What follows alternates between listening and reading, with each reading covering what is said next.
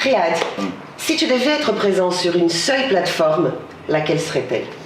Écoutez, alors ça c'est une question, enfin c'est un sujet que je discute assez souvent, c'est que pour moi le choix de la plateforme ne dépend pas de la plateforme elle-même, mais dépend de la cible, c'est-à-dire des gens que je suis en train de cibler par ma communication et mes publicités. Si vous avez bien lu mon article à propos de la drag chain, ce n'était pas un hasard. Pourquoi?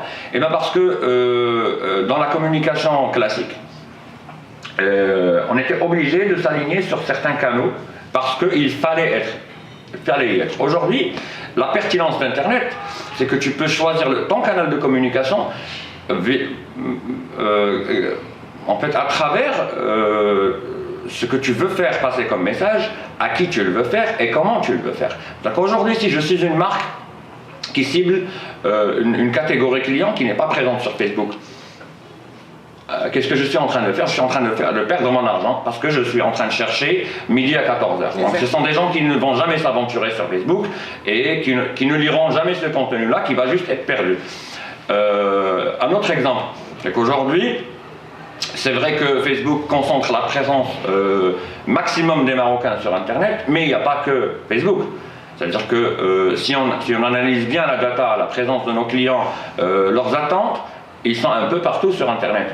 Et en fait, la communication pour moi, ou bien l'approche du client, les touch points que je cherche, sont une recherche pertinente et chirurgicale de ce point de rencontre entre moi et mes clients. Pourquoi? Parce qu'il y a énormément de marques et de concurrents qui sont présents un peu partout. Donc ils sont visibles un peu partout. Et c'est comme un homme, en fait une belle femme, qui est le client, et qui se fait approcher par 4 ou 5 mecs qui sont tous beaux et qui ont tous leur façon d'être, mais qui sont tous présents au même moment. Donc là, il y a une concurrence rude.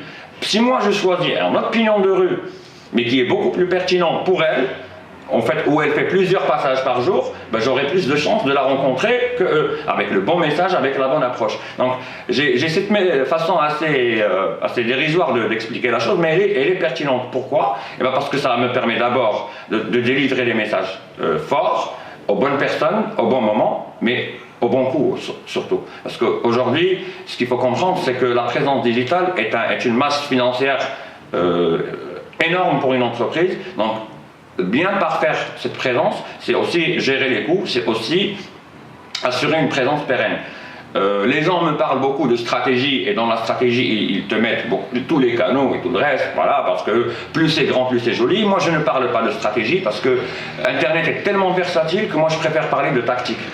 C'est-à-dire ce qui me permet d'être très agile, très fort en termes de présence, mais aussi versatile que mes clients et que la technologie. Donc ça me permet de rebondir vite fait et d'avoir à chaque fois une réadaptation de mes messages qui fait que ma présence à moi, elle touche le client beaucoup plus que la présence de l'autre concurrent. C'est une stratégie d'installation de marque et surtout d'acquisition de clients qui est pérenne dans le temps.